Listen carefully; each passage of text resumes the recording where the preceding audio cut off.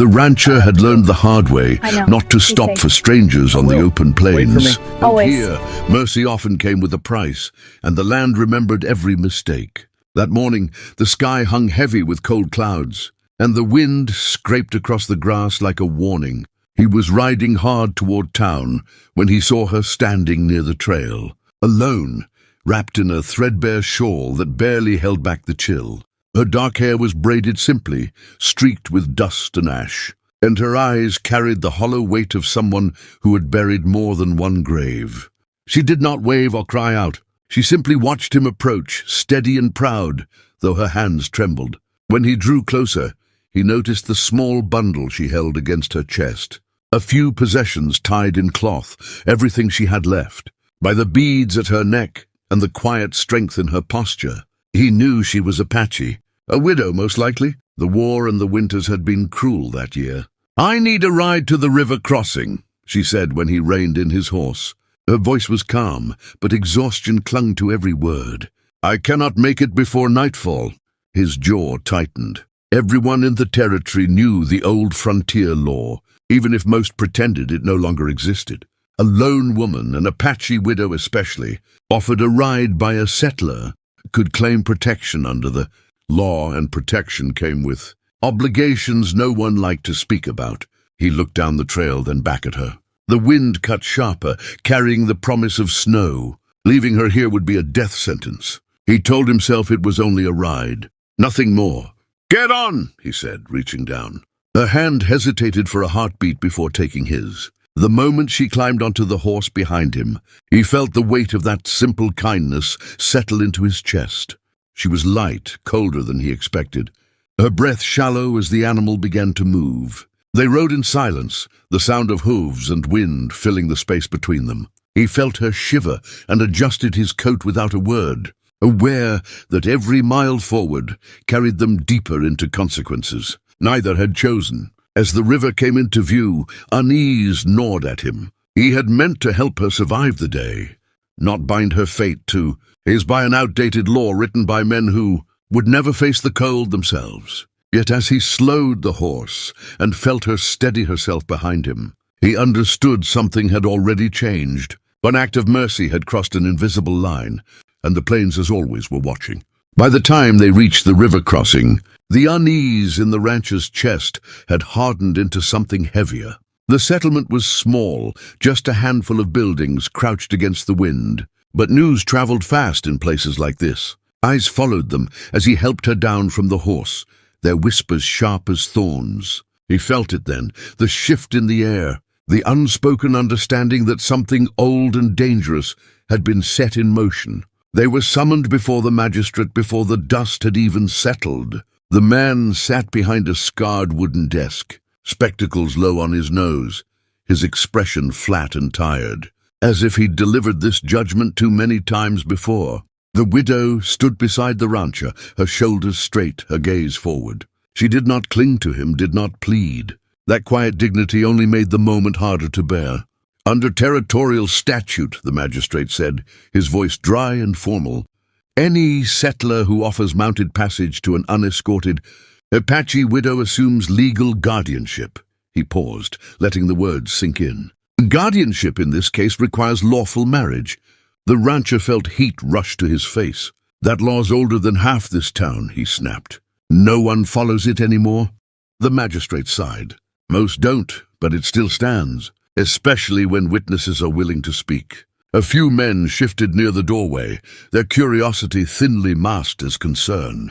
The rancher clenched his fists, anger rising not at the woman, but at a system that twisted compassion into a trap.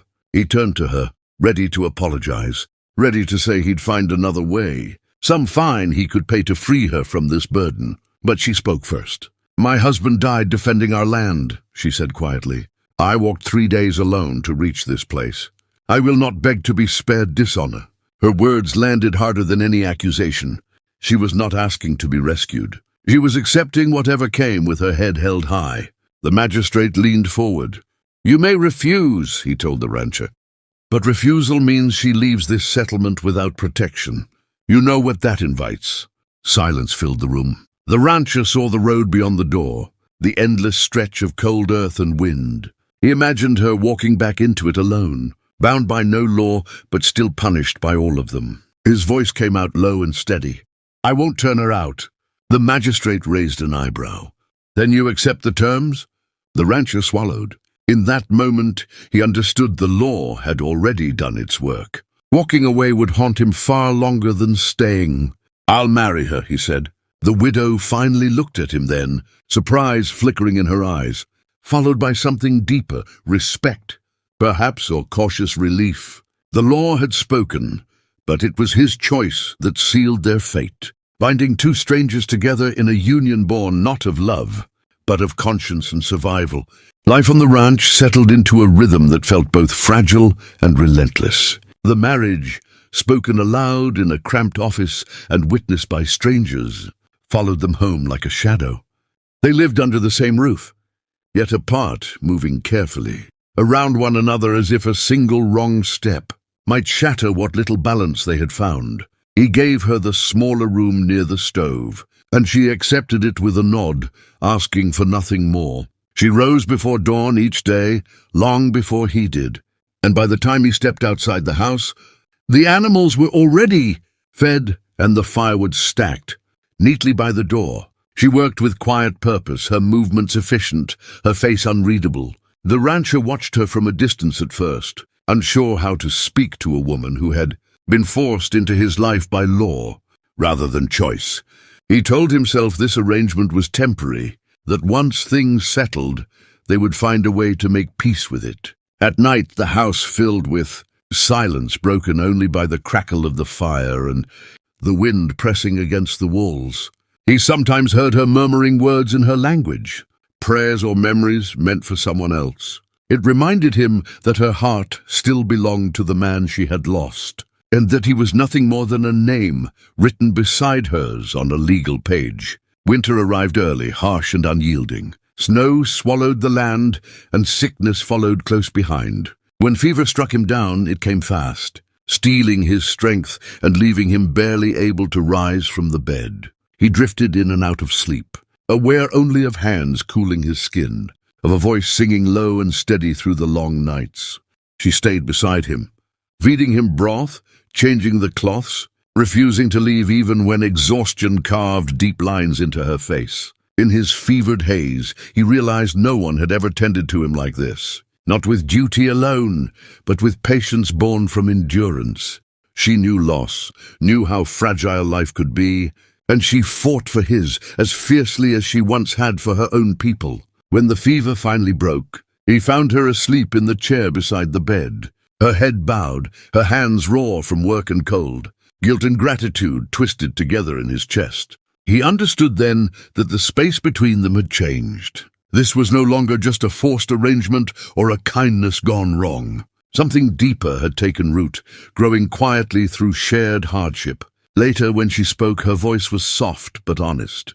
"I did not choose this marriage," she said, "but you did not treat me as a burden." He met her eyes, seeing strength and sorrow intertwined. In that moment, the law faded into the background, and what remained was two wounded people beginning, slowly, to see each other not as strangers, but as something closer to home.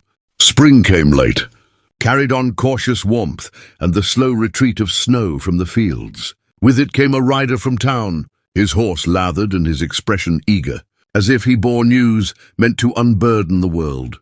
The rancher listened in silence as the man spoke, barely hearing the details until one sentence cut clean through him. The old territorial statute had finally been struck down. No more forced guardianships, no more marriages bound by rides and witnesses. The law that had tied his life to hers no longer existed. When the rider left, the house felt suddenly too quiet. The widow stood near the doorway, her hands still, her eyes distant, as if she were already imagining a path away from this place. Freedom, long denied, now stood within reach. He told himself this was good news, that she deserved a choice that had been stolen from her.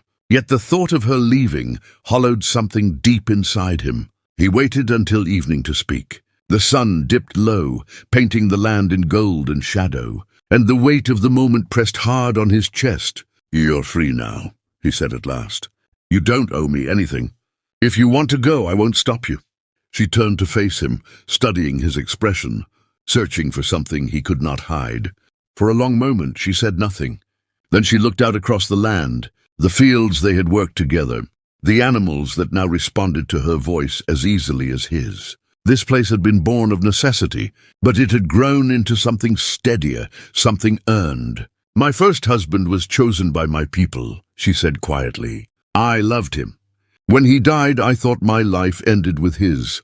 She met his eyes, her gaze clear and unwavering. This marriage was forced by law, but what followed was not. He felt his breath catch. He had never asked for her heart, never believed he had the right to hope for it. Yet hope stirred anyway, fragile and fierce. I will not stay because I must, she continued. I will stay because I choose to. The words settled between them, heavier than any vow spoken before witnesses. He nodded, unable to trust his voice, and in that silence something finally eased. They stepped closer, not out of obligation but trust, forged by shared winters and quiet endurance. That night the house felt different, warmer, not because the law bound them, but because two people, once strangers, had decided to walk forward together, on land that remembered hardship and survival. They built something new, no longer a marriage of circumstance, but one of choice, respect, and a love that had grown slowly, strong enough to last.